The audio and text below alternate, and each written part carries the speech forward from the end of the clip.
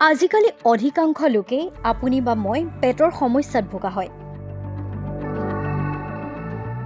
বিশেষকৈ গেছ এচিডিটিৰ সমস্যাই আমাক প্ৰায় প্ৰতিটো দিনতে অশান্তি দিয়ে। সেয়ে প্ৰতিদিনে ভালকৈ থাকিবলৈ আমাৰ পেটটো ভালে ৰখাটো খুবেই জৰুৰী হৈ পৰিছে। গেছ এচিডিটিৰ কাৰণ বহু থাকিব পাৰে।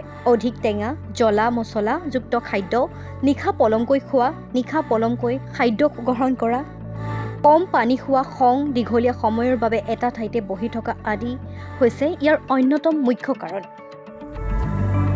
আজি জানি লওক কি খাদ্য গ্ৰহণ কৰিলে আপোনাৰ এচিডিটি অথবা গেছৰ সমস্যা কিছু পৰিমাণে কম হ'ব বা নোহোৱা হ'ব। গেষ্ট্ৰিকৰ সমস্যা সমাধানত চফ গুটি অতি উপকাৰী। আহাৰৰ পিছত চফ খালে হজম উন্নত হয়। ইয়াত এনে কিছুমান গুৰুত্বপূৰ্ণ যৌগ থাকে যিয়ে সহজে খাদ্য হজম কৰে। ই বদহজম আৰু কোষ্ঠকনিষ্ঠ সমস্যাও দূৰ কৰে।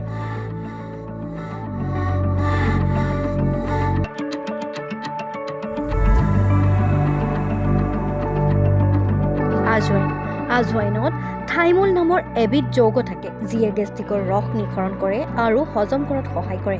গেছৰ সমস্যা হ'লে আপুনি পানীৰ সৈতে প্ৰায় আধা চামুচ আজৱাইন খাব পাৰে। ই আপোনাক সকাহ দিব।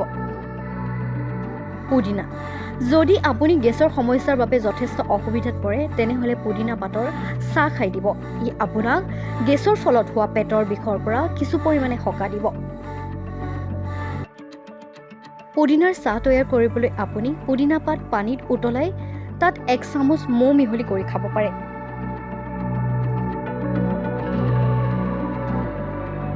আদা।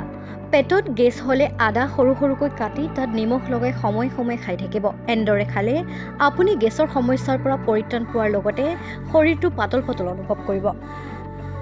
খুব কম সময়তে গেছৰ সমস্যাৰ পৰা পৰিত্ৰাণ পোৱাৰ ই এক অন্যতম উপায়। লং।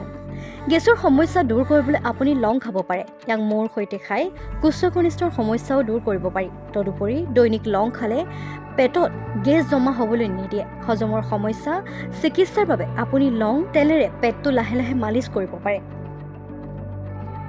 আৰু লং খালে আপোনাৰ বহু পৰিমাণে গেষ্ট্ৰিক দূৰ হয়।